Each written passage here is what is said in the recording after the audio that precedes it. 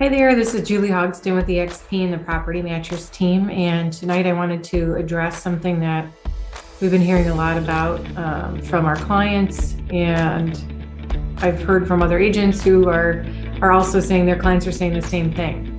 And this is regarding people saying that there's a bubble coming. So first of all, so this is maybe it gives a little bit of credibility. In 2008, I was doing mortgage loans at the time, and basically anything went, anything you could imagine.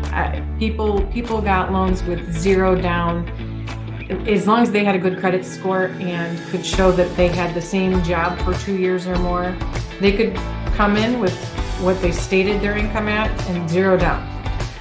But what was going on with those types of loans was that they were adjustable rate loans. So every 2 years, well, actually it was initially for 2 years it was a set rate, or 3 years it was a set rate. There was also balloon loans that was a set rate for 7 years.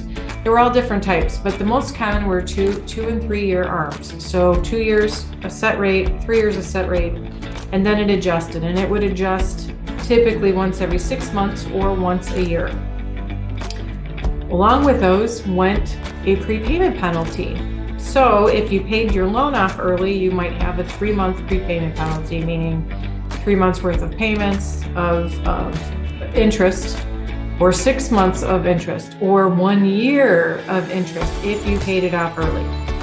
So let's say you do a 2-year loan, it's an adjustable rate after 2 years. And when you are right at the finish line of maybe a year and 10 months in, and you want to refinance, you literally have to make it work so that at that 2-year mark, you're refinancing so you don't have the prepayment penalty.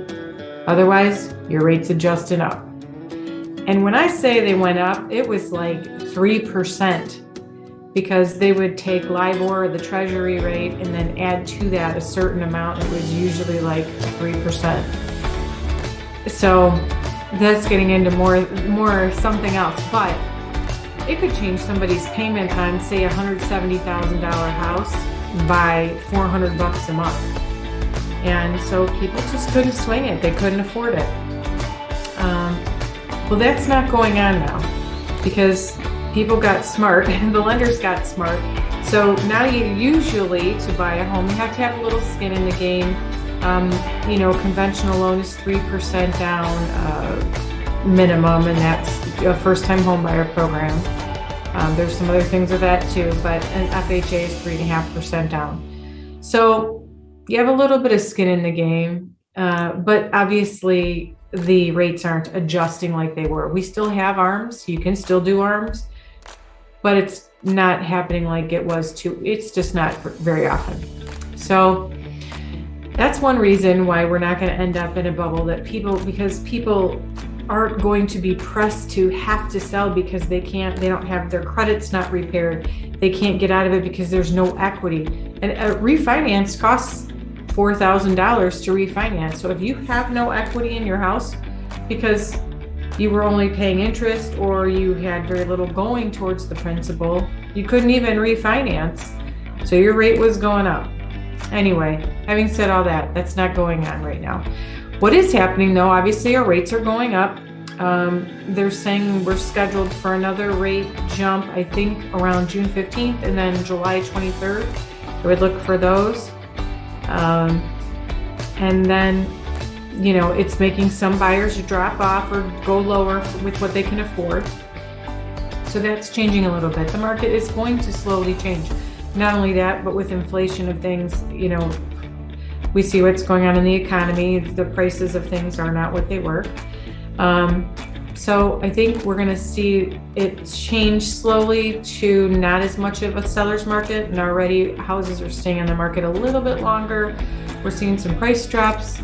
So that's a good thing. We needed that to happen. I know it's not great for the buyers, but it is for it's not great for the sellers, but it is for the buyers. They needed that to happen.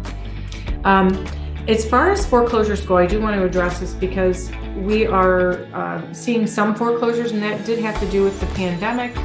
a lot of it was people, lost jobs. Not, I don't think employment is that different now, but some of the folks who were renting couldn't pay their landlord, and unfortunately the landlord still has a mortgage to pay, and so some of those were just let go or gone.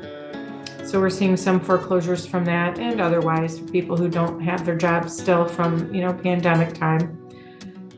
But it's not going to be like it was. It's just not. And if you ask the market experts, that's what they're saying too. So, and having lived it and gone through all that and seen what went before, it was shocking. And that is not any surprise the way the market went at that time. So I just wanted to kind of explain that. If you have any questions, please feel free to reach out. I'd be glad to answer or help. If you have questions or comments, feel free to leave them here. And I hope you guys have a great week. We'll talk to you soon. Thanks so much. Bye-bye.